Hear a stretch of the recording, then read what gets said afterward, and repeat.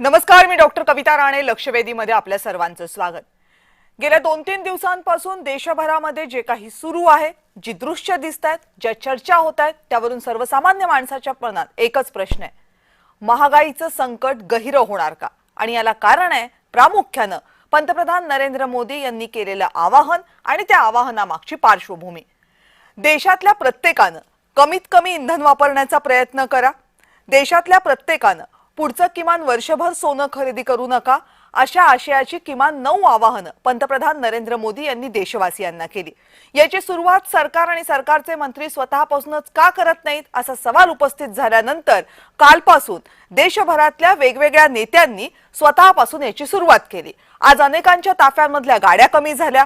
कुणी बुलेटवरनं गाडी ऑफिसमध्ये आलं, कुणी इलेक्ट्रिक गाड्यांमधनं ऑफिसमध्ये आलं, कुणी ई रिक्षाचा वापर केला, कुणी बसचा वापर केला. अर्थात हे उपाय तात्पुरते आहेत का हे आता येणाऱ्या काही दिवसातच कळेल, पण हे उपाय पुरेसे नाहीत हे प्रत्येकाला कळते. मग ही आवाहनं का केली जातात? या आवाहनांच्या मागे कारण नेमकं काय? जेव्हा पंतप्रधान नरेंद्र मोदी यांनी सोन्याच्या बाबतीतलं आवाहन केलं आणि त्यानंतर लगेचच सोन्याचं आयात शुल्क वाढलं, त्यामुळे सोन्याचा दर प्रतितोळा 8,000 वाढलाय. आता तेच पेट्रोल आणि डिझेल या इंधनांच्या बाबतीत सुद्धा होणार का, हा सगळ्यात महत्त्वाचा प्रश्न आहे. त्याचं उत्तर बहुतेक तज्ज्ञांच्या मते हो असं आहे आणि त्याला कारण आहे जगभरातली परिस्थिती. हॉर्मुझची खाडी बंद असल्यामुळे, युद्धाचा परिणाम झाल्यामुळे तेलाचे दर प्रचंड वाढलेले आहेत आणि अवघ्या जगभरामध्ये त्याचे परिणाम जाणवतात. त्यातनं भारत अलूफ राहू शकेल अशी अपेक्षा करणं हे भाबडेपणाचं आहे. जरी सरकारी पातळीवरनं वारंवार हे सांगितलं जात असेल की आपल्याकडे तेलाचा पुरेसा साठा आहे, तेलाचे दर वाढलेले नाहीत, तरीही तेलाचे दर वाढणार नाहीत याची खात्री कुणालाच नाहीये. आणि त्याचीच प्रिपरेशन आत्तापासून सुरू केली जात आहे का? इंधन बचतीचं महत्त्व सांगून इंधन बचत गरजेची आहे सांगताना इंधन दरवाढीचा शॉक कमी करण्याचा प्रयत्न आहे का? आणि जर हा शॉक कमी करण्याचा प्रयत्न असेल तर होणारी इंधन दरवाढ अटळ आहे का? आणि जर इंधन दरवाढ अटळ असेल तर मग ही भविष्यातल्या मोठ्या आर्थिक संकटाची नांदी आहे का, हा सवाल आहे. या सगळ्या संदर्भात बोलायचंय, पण त्या अगोदर पाहूयात या सगळ्या पार्श्वभूमीवर 2 दिवसात नेमकं काय काय घडलंय.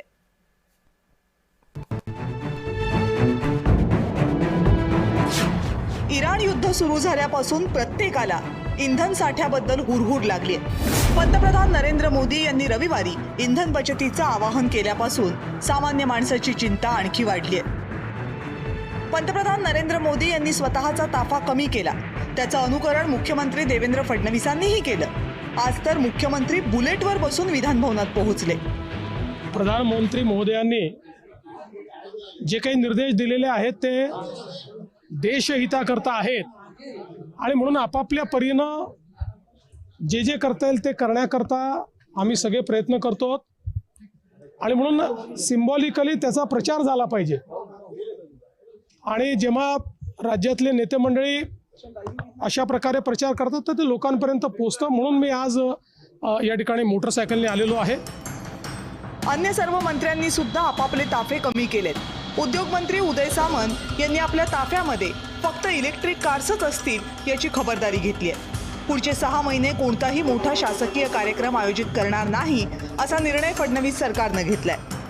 तसंच सर्व मंत्री आणि अधिकारी यांचे आधी मंजूर झालेले परदेश दौरे सुद्धा रद्द करण्यात आले. इंधन आणि परकीय चलन वाचवण्यासाठी इतकी पावलं का उचलली जात आहेत या विचारानं सामान्य माणूसही थोडा घाबरलाय. कारण कोरोना काळातील निर्बंध आणि त्यामुळे निर्माण झालेल्या अडचणी लोक अजूनही विसरलेले नाहीत. यावर केंद्र सरकारनं मात्र स्पष्टीकरण दिलंय.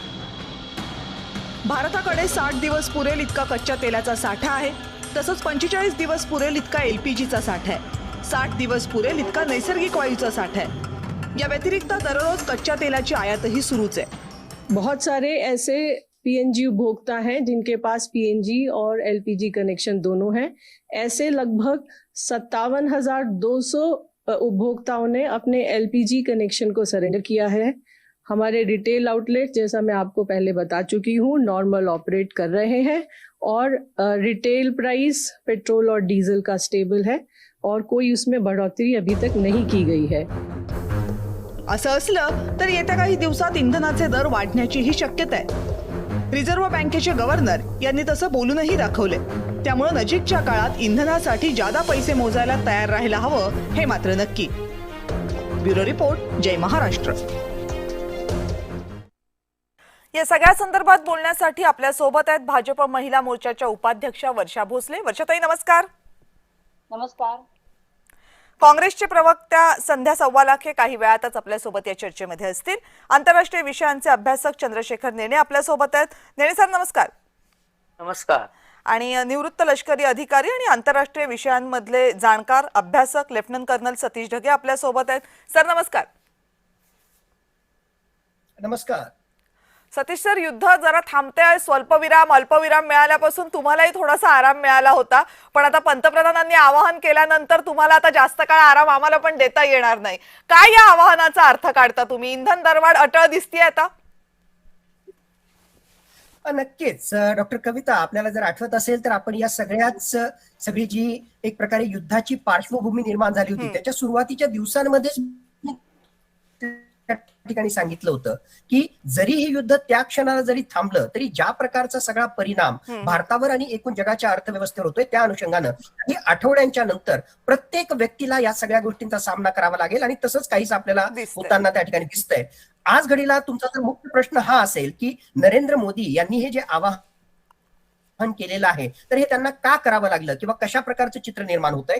माझ्या मते भारत सरकार जे काही पॉलिसी डिसिजन्स घेत आहे अर्थव्यवस्थेच्या दृष्टिकोनातून फक्त पॉलिसी डिसिजन्स घेऊन हा सगळा मामला जो आहे तो निपटणार नाही. आता त्याच्या पलीकडे आपल्याला जावं लागेल आणि जो कन्सेप्ट कॉम्प्रिहेन्सिव्ह नॅशनल पॉवर आपण ज्याला म्हणत असतो, कॉम्प्रिहेन्सिव्ह नॅशनल पॉवरच्या मध्ये हार्ड पॉवर म्हणजे आपल्या सीमांची सुरक्षितता हे तर असतं, पण त्याच्याही पलीकडे जाऊन एनर्जी सिक्युरिटी, अर्थव्यवस्था हा सुद्धा एक महत्वाचा कॉम्पोनंट असतो आणि ते जर आपल्याला हासिल करायचं असेल, आपल्या अर्थव्यवस्थेला या सगळ्या विपरीत परिस्थितीमधून बाहेर काढायचं असेल तर फक्त सरकार म्हणून काम करून त्या ठिकाणी चालणार नाही. 143 कोटी जनतेला यामध्ये एक प्रकारे कॉन्ट्रीब्यूट करावं लागेल आणि त्या अनुषंगाने आपल्याला हे आवाहन त्या ठिकाणी पाहावं लागेल. या आवाहनाचा मुख्य थ्रेड, मुख्य धागा जो होता तो धागा म्हणजे फॉरेन एक्सचेंज रिझर्व्ह. हे जितकी ही परकीय गंगाजळी आपल्याकडे त्या ठिकाणी आपल्याला साठवून ठेवता येईल, कमीत कमी त्याचा व्यय त्या ठिकाणी होईल, तेवढं भारताच्या फायद्याचं ठरेल. जेवढं आपलं डिपेंडन्स दुसऱ्यांवरचं कमी होईल तेवढं आपल्या फायद्याचं ठरेल आणि त्या अनुषंगाने फक्त सरकार म्हणूनच नाही प्रत्येक व्यक्तीनं त्यामध्ये कॉन्ट्रीब्यूट करण्याची गरज आहे. म्हणून अशा प्रकारचं आवाहन त्या ठिकाणी केलं जातं. यस, राजकीय दृष्ट्या जर पाहिलं तर ज्या प्रकारचं परसेप्शन नरेंद्र मोदी आणि त्यांच्यातल्या काही मंत्र्यांच्या विषयी निर्माण झालेले की ज्या प्रकारचे फॉरेन ब्रँडचे कपडे असतील, गॉगल असतील आणि बाकीच्या सगळ्या गोष्टी ते त्या ठिकाणी घालतात, त्यामुळं एक प्रकारे बोलायचं एक आणि करायचं दुसरं अशा प्रकारे राजकीय चर्चा किंवा त्याविषयी वादविवाद होऊ शकतील. परंतु आज घडीला आपल्या देशाच्या अनुषंगाने आपण जर पाहिलं तर प्रत्येक व्यक्तीला या परिस्थितीतून बाहेर निघण्यासाठी कॉन्ट्रीब्यूट करणं आवश्यक आहे आणि त्याच अनुषंगाने या आवाहनाला माझ्या मते सकारात्मक घेणं हे अत्यंत आवश्यक आहे. शेवटचा पण तेवढाच महत्वाचा मुद्दा, हे फक्त आर्थिक प्रश्नापुरता हा प्रश्न आज घडीला म्हणजे सगळा त्या ठिकाणी क्रिएट झालेला नाही. माझ्या मते खऱ्या अर्थानं नॅशनल सिक्युरिटी, आणि जसं मी म्हटलं नॅशनल सिक्युरिटी म्हणजे फक्त सीमांची सुरक्षितता मर्यादित ठेवू नये, कॉम्प्रिहेन्सिव्ह नॅशनल पॉवर, अर्थव्यवस्था, energy security, current account deficit या सगळ्या अनुषंगाने या प्रश्नाला आज घडीला पाहण्याची खऱ्या अर्थानं गरज निर्माण झालेली आहे. म्हणजे फक्त देशप्रेम किंवा आवाहनं याच्या पलीकडे जाऊन आर्थिक निकषांवर या मुद्द्याची चर्चा होणं जास्त गरजेचं आहे असं तुमचं म्हणणं आहे. नेने सर, आता हे सांगा की जर ही दरवाढ अटळ दिसते आपल्याला तर साधारण किती टक्क्यांची होऊ शकते? कारण काही जाणकारांच्या मते आकडा हा साधारण 30% आसपास पण वाढू शकतो. म्हणजे आता जे दर आहेत त्याच्यात 30% वाढ होऊ शकते. इतकी मोठी वाढ होऊ शकते की याच्यामध्ये काहीतरी मधला मार्ग काढण्याचा सरकारचा प्रयत्न असेल? ही वाढ का होतीये हे आधी आपण लक्षात घेतलं पाहिजे. आपल्याकडे कच्चं तेल कमी नाहीये, कच्च्या तेलाची आवक सुद्धा चालू आहे, एलपीजी सुद्धा आवक चालू आहे. खरा प्रॉब्लेम असा आहे की या दोन्ही गोष्टींचे दर प्रचंड वाढलेले आहेत. ते किती वाढलेत? उदाहरणार्थ तर 28 फेब्रुवारीच्या युद्धाच्या आधी हे दर $60 ते $70 प्रति बॅरल होते, ते आज मितीला $108 प्रति बॅरल झालेले आहेत. म्हणजे 30% जास्ती हे दर वाढलेले आहेत.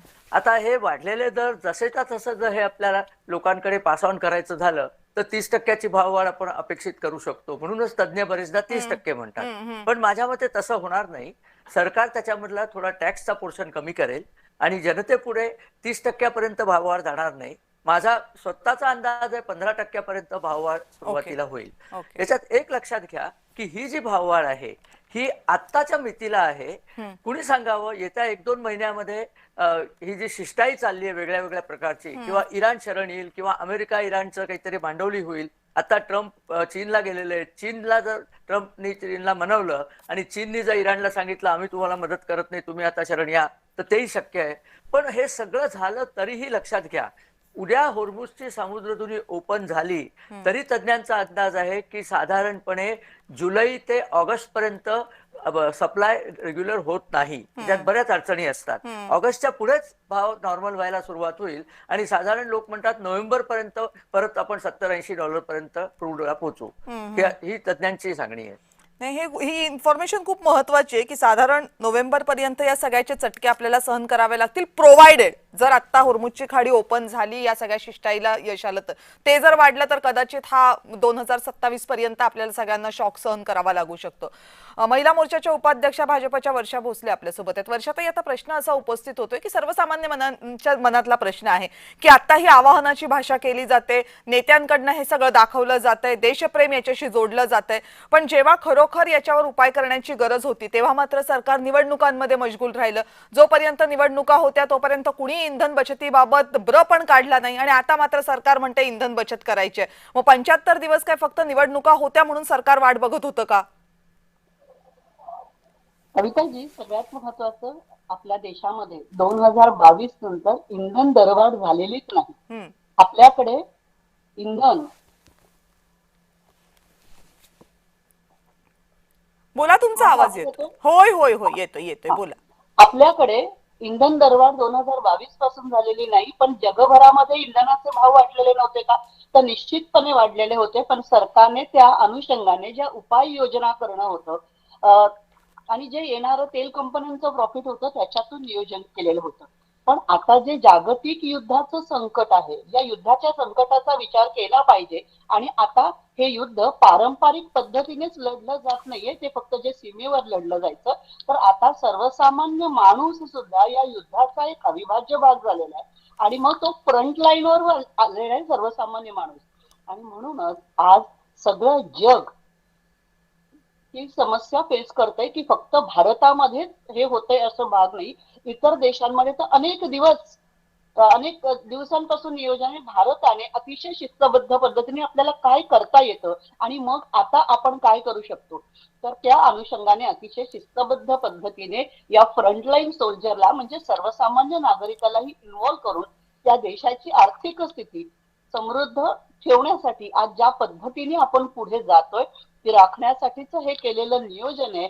उगीच विरोधकांचं काम आहे आरोप करणं, ते आरोप करतायत, पण त्यांनी आपल्या आजूबाजूच्या देशांचं सुद्धा अवलोकन करावं, तिथली काय परिस्थिती आहे. त्या मनाने भारताचं नियोजन अतिशय शिस्तबद्ध पद्धतीने होत आहे असं मला वाटतं. कविताजी, बरं, संध्या सवालाखी जे आहेत का आपल्यासोबत? आय थिंक त्या अजून जोडल्या गेलेल्या नाहीये. चंद्रशेखर सर, पुढच्या मुद्द्याला येण्यापूर्वी मला फक्त एक गोष्ट कन्फर्म करा. वर्षाताईंनी जी सांगितली ती 2022 की 23 म्हटलं वर्षाताई तुम्ही? 22. 2022 नंतर दरवाढ झालीच नाही, कारण माझ्या माहितीप्रमाणे 2026 मध्ये पण आपण काहीतरी 2 रुपये प्रति लिटर वाढवले होते तेलाचे दर, पेट्रोलचे दर. अगदी माफक दरवाढ झालेली आहे. परंतु आपण वर्षाताईंनी फार चांगला मुद्दा मांडला. जगामधला कुठलाही देश घ्या, अगदी अमेरिकेसारखा श्रीमंत देश घ्या, प्रत्येक ठिकाणी कचकून दरवाढ झालेली आहे. आणि कारण हेच दिलं की तिथे होर्मुझ वगैरे, पण अमेरिकेचा तर होर्मुझशी संबंध नाहीये, कारण ट्रम्प सगळीकडे सांगत फिरतात की आम्हाला होर्मुझचं तेल नकोच आहे, तरी तिथे दरवाढ झाली. खरा प्रश्न हा विचारायला पाहिजे की आतापर्यंत दरवाढ नाही झाली हे कसं शक्य झालं. म्हणजे एफिशियंट मॅनेजमेंट आपल्या इथल्या रिसोर्सेसची केली गेली आणि अशी एक आशा होती किंवा एकूण जो इन्फॉर्मेशन येत होती की हे युद्ध कदाचित आटोपतं होईल, म्हणून आतापर्यंत दरवाढ केली नव्हती. आता जर युद्ध आटोपतं येत नसलं तर आपल्याला दरवाढ करणं भागच आहे. किती दिवस झीज सोचून आपण लोकांना देत प्रश्न राहणार? असा आहे ना मला तर सर आणखी की एक घर पुढे जायचंय. आजची इन्फॉर्मेशन आहे, आजच्या इन्फॉर्मेशन नुसार आतापर्यंत युद्ध सुरू झाल्यापासून 95 देशांनी दरवाढ केलेली आहे. कारण 95 देशांना हे वाटलं की हे नाही आपण थांबवू शकत, त्यांनी दरवाढ केली. आपण हे निवडणुका होईपर्यंत फक्त टाळत राहिलो का? आजचं संकट उद्यावर ढकलत राहिलो का? दिसत होतं आपल्याला, पण आपण तर म्हणजे जास्त वल्नरेबल आहोत, कारण आपण जवळपास 80-85% बाहेरून येणाऱ्या तेलावर अवलंबून आहोत. म्हणजे आपल्याला पहिल्या दिवशीपासून एक क्लिअर होतं. मग हे आपण फक्त निवडणुका होईपर्यंत आजचं उद्यावर एवढंच ढकलत राहिलो का? हा प्रश्न एक अशा प्रकारचा प्रश्न असतो की तुम्ही केलं तरी दोषी असतात, नाही केलं तरी दोषी असतात. सरकारने जर असं पाहिलं असलं की हा पेन पॉईंट जितका लांबवता येईल, लोकांना जितकं चांगलं जीवन देता येईल तितकं द्यावं, आणि जेव्हा अशक्य होत असेल तेव्हाच दरबार करावी, असं ठीक आहे. त्यांनी केलं तर ते त्यांनी चांगलं केलं का वाईट केलं, म्हणजे तेव्हाच दरबार केली असती तर हा प्रोग्राम आपण तेव्हा केला असता, बाकी काही फरक पडला नसता. हे तुमच्या लक्षात नाहीये. नाही नाही, सरकारने आतापर्यंत तो मुद्दा management नाहीये, करून मुद्दा दरबार तसा केलेली नाहीये. आहे. मुद्दा असा आहे नेणे सर की आपण आजचं मरण, आजचं संकट उद्यावर ढकललं का, एवढाच त्याच्यामधला मुद्दा होता. ते कधी ना कधीतरी करावं लागणार आहे, देशातल्या प्रत्येकाला माहितीये. संध्या सव्वालाख हे काँग्रेसच्या प्रवक्त्या आपल्या सोबत आहेत. संध्या ताई, काय म्हणणं आहे तुमचं? गेले 2 दिवस आता सगळे मंत्री ताफे बिफे कमी करतायत, सगळ्या मंत्र्यांच्या ताफ्यातल्या गाड्या कमी झाल्यात, इलेक्ट्रिक गाड्या आलेल्या आहेत, खर्च कमी करायला सुरुवात केली आहे.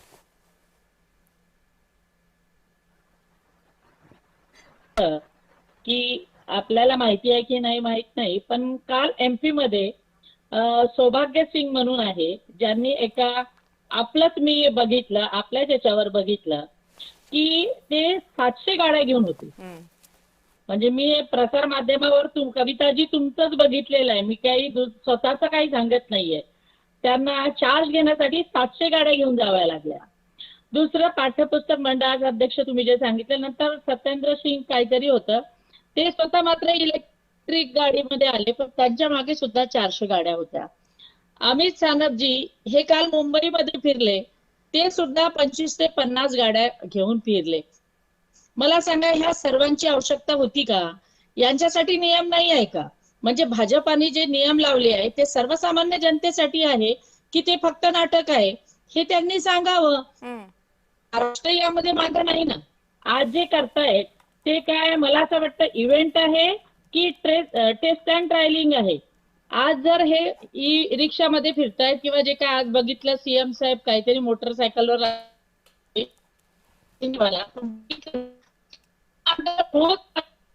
ते असे येतील का, हा प्रश्न माझा आहे. संध्याताई, तुमचा यांची आवाज जी- माझ्यापर्यंत नीट पोहोचत नाहीये. मला वाटतं काहीतरी कनेक्शन मध्ये प्रॉब्लेम आहे, तो आपण सॉर्ट आउट करूयात, त्याच्यानंतर तुमच्याकडे मी परत येते. ढगे सर, मुद्दा आहे की होर्मुजच्या खाडीचा, कारण आपलं सगळी आयात ही तिथून अवलंबून आहे. पण आता प्रश्न फक्त होर्मुजची खाडी ओपन होण्यापुरता मर्यादित राहिलेला नाहीये, कारण या युद्धामध्ये अनेक तेल प्रकल्पांचं मोठं नुकसान झालेलं आहे, ज्याची दुरुस्ती प्रचंड लॉंग टर्म प्रोसेस आहे, जिला काही महिने काही वर्ष लागू शकतात.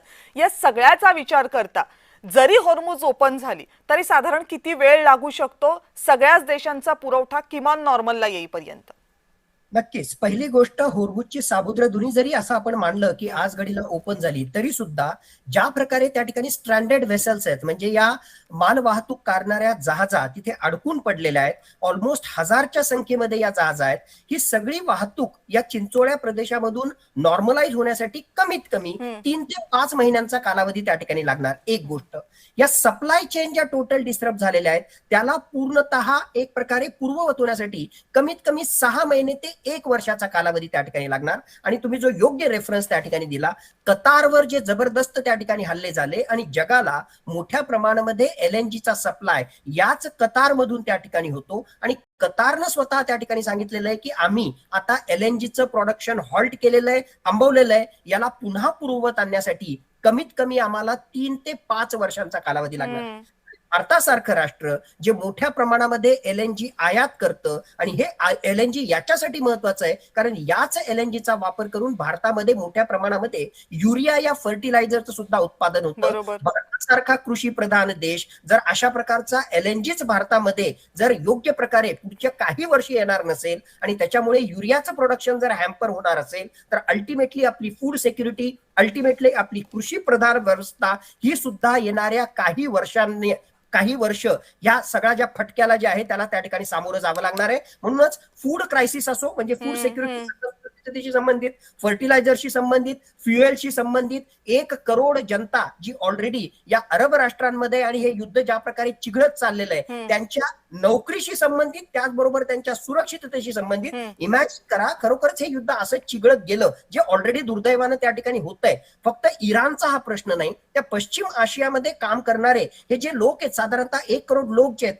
त्यांचा जॉब त्या ठिकाणी गेल्यानंतर हे भारतामध्ये परत येतील. म्हणजे ऑलरेडी आपल्याकडे जे अंडर एम्प्लॉयमेंट, अनएम्प्लॉयमेंटचे चॅलेंज आहे ते मोठ्या प्रमाणामध्ये वाढणार. दुसरी महत्वाची गोष्ट, जे रेमिटन्सेस आपण म्हणतो, म्हणजे थोडक्यात ते काम करणारे हे जे भारतीय लोक आहेत मोठ्या प्रमाणामध्ये भारतामध्ये पैसा वापस त्या ठिकाणी पाठवतात. केरळामध्ये ज्या मोठ्या प्रमाणामध्ये अशा प्रकारचे रेमिटन्सेस त्या ठिकाणी येतात आणि साधारणतः $38 बिलियन हे रेमिटन्सेस जे आहेत हे सुद्धा एक प्रकारे जे धोक्यामध्ये येऊ शकतात. म्हणून हा प्रश्न फक्त एनर्जी सिक्युरिटीशी संबंधित किंवा अर्थव्यवस्थेशी संबंधित नाही, दिवसेंदिवस हा प्रश्न पण जो आहे ढगे सर तुम्ही सांगताय जटिल होत त्याच्यातनं मला एक भीती खूप जास्त जाणवते. आपण युरियाबद्दल म्हटलं म्हणजे फर्टिलायझर्स कमी होतील, आपण हे म्हटलं की तेलाचे दर वाढतील, या सगळ्याचा इफेक्ट एकंदरीत कृषी क्षेत्रावर पडणार आहे, जे आपल्या अर्थव्यवस्थेचा मोठा कणा आहे. जरी कृषी क्षेत्रातनं येणारं जीडीपी जरी कमी असला तरी त्या कृषी क्षेत्रावर अवलंबून असणाऱ्या भारतीयांची संख्या प्रचंड आहे. जेव्हा कोविड आला होता त्यावेळेस आपण सगळेजण तरलो होतो, याचं एक कारण होतं त्यावेळेस पाऊस व्यवस्थित होता आणि कृषी क्षेत्राला फटका बसला नव्हता. पण आता हवामान तज्ञ सुद्धा सांगतायत की यावर्षीचा पाऊस बेभरोशाचा असणार आहे. दुसरीकडे तेलाचं संकट उभं आहे, तिसरीकडे खतांचं संकट उभं आहे आणि या परिस्थितीमध्ये जर कृषी क्षेत्राला मोठा फटका बसला तर अर्थव्यवस्थेसाठी तो सगळ्यात मोठा त्रास असेल. नक्कीच अत्यंत महत्वाचा हा त्या ठिकाणचा म्हणजे फटका त्या ठिकाणी असेल. आणि राईटली तुम्ही जसं पॉईंट केलं की साधारणतः 17% आसपास जरी जीडीपी त्या ठिकाणी असला तरी साधारणतः 45 ते 50% भारतातली जनता पॉप्युलेशन डिपेंडेंट कृषी अर्थव्यवस्थेवरच त्या ठिकाणी डिपेंड आहे. आणि ज्या प्रकारचे मेजर्स प्रधानमंत्री नरेंद्र मोदी यांनी आवाहन त्या ठिकाणी केलेलं आहे त्यामधलं एक मेजर ते त्या ठिकाणी सांगतायत वर्क फ्रॉम होम. बँगलोर मधल्या, मुंबई मधल्या, पुण्यामधल्या आमच्या आयटी प्रोफेशनलसाठी वर्क फ्रॉम होम ही त्यांच्यासाठी मी म्हणेल इनडिरेक्टली पर्वणी आहे किंवा त्यांच्यासाठी जे आहे ते परवडणारं त्या ठिकाणी आहे. आमच्या या कृषी क्षेत्रातल्या 50% जनतेचं काय, तो शेतमजूर आहे कशा प्रकारे वर्क फ्रॉम होम करेल. तो शेतमजूर जे आहे जर त्याने ट्रॅक्टर वापरलं नाही, त्या शेतमजुरानं जे आहे या यंत्रांचा वापर त्या ठिकाणी केला नाही तर ते कसं होणार. या खरीप हंगामामधून तो त्या ठिकाणी उत्पन्न काढेल आणि एकूणच जे आहे आपल्या कुटुंबाचं पोट त्या ठिकाणी भरेल. त्यामुळे फक्त वर्क फ्रॉम होम किंवा जे आहे पेट्रोल वाचवा, डिझेल वाचवा असं सरसकट जे आहे हा नियम भारतासारख्या मोठ्या देशाला लागू होणार नाही. पण नक्कीच प्रत्येक भारतीयानं यासाठी सकारात्मक म्हणजे याच्याकडे किमान पॉझिटिव्हली बघितलं पाहिजे आणि काहीतरी पावलं उचलली पाहिजेत. पण वर्षाताई याच्यामध्ये एक महत्वाचा मुद्दा आहे जो आज महाराष्ट्रातले ज्येष्ठ नेते शरद पवार यांनी उपस्थित केला. संकट आहे हे आम्हीही मान्य करतो, संकटाला हात करण्यासाठी सगळ्यांनी सहकार्य केलं पाहिजे हेही मान्य करतोय. पण त्यासाठी किमान सर्वपक्षीय बैठका, आवाहनांची भाषा ठीक आहे पण त्याच्या पलीकडे जाऊन जेव्हा कृती करण्याची वेळ येते तेव्हा सर्वपक्षीय बैठका घ्या. त्या बैठकीला पंतप्रधानांनी स्वतः संबोधित करा, सांगा की देशाची काय परिस्थिती आहे ती सगळ्या पक्षांना कळू देत, म्हणजे मग जेणेकरून लोकांना कळेल. ही पावलं सरकारकडनं का उचलली जात नाही, का विरोधकांना हे सांगावं लागते की सर्वपक्षीय बैठका घ्या, पंतप्रधानांनी त्याला ऍड्रेस करा. हे जागतिक संकट आहे कविताजी, आणि हे जागतिक संकट सगळ्या जगाला कळत आहे. मग या देशातल्या नेत्यांना कळत नाही का? म्हणजे शरद पवार हा जगाचा अभ्यास करत नाहीत का, जगामध्ये काय चाललंय ते. मग उलट हे कळत असताना उलट पंतप्रधानांनी केलेल्या आवाहनाला आम्ही समर्थन देतो आणि त्यांच्यासारखे पंतप्रधान असल्यामुळे इतर देशांमध्ये खूप आधीपासून याचं नियोजन सुरू झालं. पण आपला देश हा इतका प्रगत होत चाललाय किंवा इतका मोठा हा देश आपला आहे आणि आपल्याकडे इतर देशांच्या तुलनेत अधिक क्षमता आहे. जगाचा आपण जर विचार केला आर्थिक रेटचा तर भारताची फास्टेस्ट ग्रोईंग इकॉनॉमी आहे आणि मग युरोप, अमेरिका यासारख्या देशांपेक्षा आपला ग्रोथ रेट जास्त आहे म्हणून आपण हा काळ लांबू शकलो. हे जर या शरद पवार आणि तत्सम नेत्यांना कळत नसेल तर मला असं वाटतं हे दुर्दैव आहे. कारण आपण माध्यमांची सुद्धा एक नैतिक जबाबदारी आहे की मध्यंतरी ज्या वेळेस एलपीजी गॅसचा प्रश्न आला त्यावेळेस देशामध्ये किती भयानक परिस्थिती आहे असं एक चित्र माध्यमांमधूनही निर्माण केलं. भीतीचं वातावरण या देशामध्ये निर्माण केलं गेलं. जिथे 50 लाख गॅस सिलेंडरची गरज होती तिथे 90 लाख सिलेंडर बुक होत होते आणि ज्यावेळेस सिलेंडर घरी पोहोचत होतं तेव्हा बऱ्याचदा सिलेंडर रिकामा नाही अशीही परिस्थिती होत होती. पण मला असं वाटतं की आपल्या देशामध्ये अतिशय शिस्तबद्ध पद्धतीने हे नियोजन होतंय आणि हे जागतिक संकट आहे.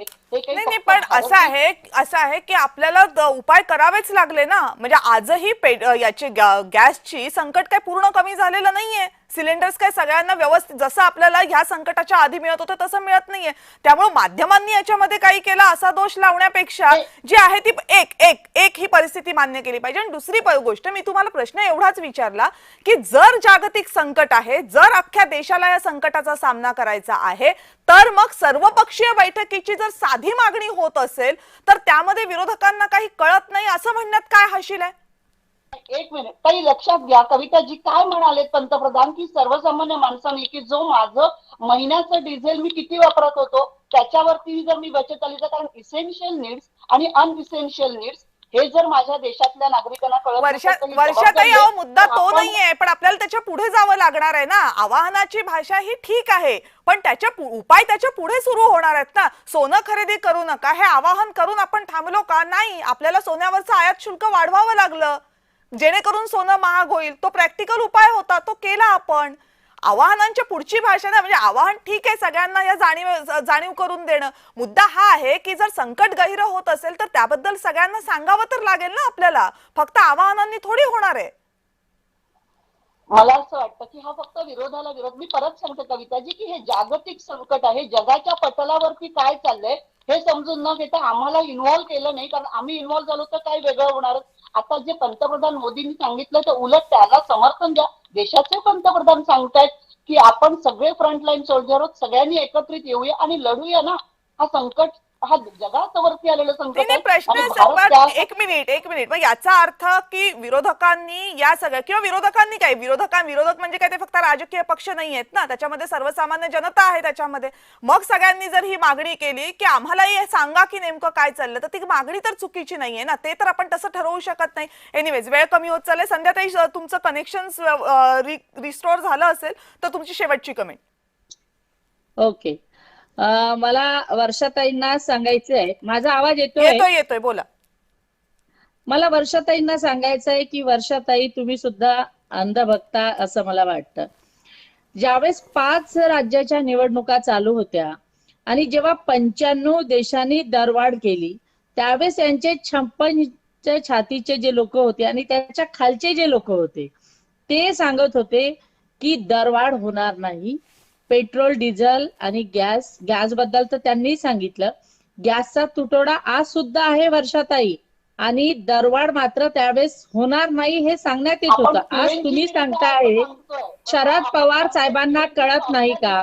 मला एक गोष्ट तुम्हाला विचारायची आहे की हे जेव्हा इलेक्शनच्या पिरियडमध्ये माहिती होतं की देशावर एवढं मोठं संकट आहे, तर नरेंद्र मोदीजींना तेव्हा कळलं नाही का? जसं विशेष सत्र, तुम्ही एक खोटं विशेष सत्र महिलांसाठी बोलावलं, तर एक विशेष सत्र जर या संकटासाठी बोलावलं असतं तर मात्र आम्ही समजलं असतं की निश्चितच तुम्हाला या देशाची काळजी आहे. बघा ज्या पद्धतीने हे चालू आहे ना कविताजी, मी कालच तुमचं बघितलं. ठीक आहे, मला असं वाटतंय की माझ्याकडे आता वेळ संपत आलेली आहे, पण मला ठीक आहे, वेळ संपत आलेली आहे. वर्षाताई आणि संध्याताई, माझ्याकडची वेळ संपत आली आहे, पण प्रश्न आता इतका महत्वाचा आहे की सगळेजण म्हणतात त्यातला एक कॉमन भाग तर आपल्याला ऐकून घ्यावा लागेल की हे जागतिक संकट आहे आणि देश म्हणून त्याला तोंड द्यायचंय. त्यासाठी केलेलं पंतप्रधानांनी आवाहन आहे ते योग्यच आहे, पण आवाहनांनी हे संकट टाळता येणार आहे का? नक्की नाही. त्याच्यासाठी आपल्याला प्रॅक्टिकल उपाय करावे लागतील. हेही आता लक्षात घ्यावं लागेल की सोन्यावरचं आयात शुल्क वाढवणं गरजेचं होतं, ते करावं लागलं, कारण त्याच्यामुळे जर डॉलर देशाच्या बाहेर जात असेल तर मग तेल कशाने खरेदी करायचं. दुसरीकडे आपल्या देशातली डॉलरच्या स्वरूपात येणारी परकीय गुंतवणूक झपाट्यानं कमी होत चाललेली आहे. रेमिटन्सच्या बाबतीत काय होतंय, आपले जे नागरिक परदेशातनं पैसा पाठवतात आपल्याला, त्याच्या बाबतीत काय होतंय त्याचं तज्ज्ञ सांगतात. हे सगळं कमी म्हणून की काय, वातावरणीय बदल जे आहेत त्याचा मोठा परिणाम होतोय. या वर्षीच्या पावसावर अल निनोचा मोठा परिणाम असणार आहे. याचा धोका लक्षात घेऊन आजच सरकारनं साखरेच्या निर्यातीवर निर्बंध घातलेले आहेत, कारण जर मोठा परिणाम झाला तर कदाचित साखरेचं उत्पादन कमी होईल आणि आपल्याला देशात तुटवडा निर्माण होऊ नये म्हणून हे करावं लागलेलं आहे.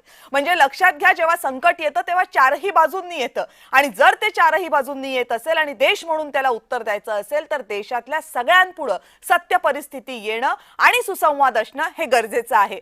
सरकारनं या सगळ्या उपायांसोबत, आवाहनांसोबत तेही जर केलं तर या संकटाला सामूहिकपणे तोंड देणं सगळ्यांना सोपं जाईल. आपण सगळेजण या चर्चेमध्ये सहभागी झालात, सगळ्यांचे मनापासून आभार. या विशेष चर्चेत वेळ झाली इथेच थांबण्याची. पाहत रहा जय महाराष्ट्र.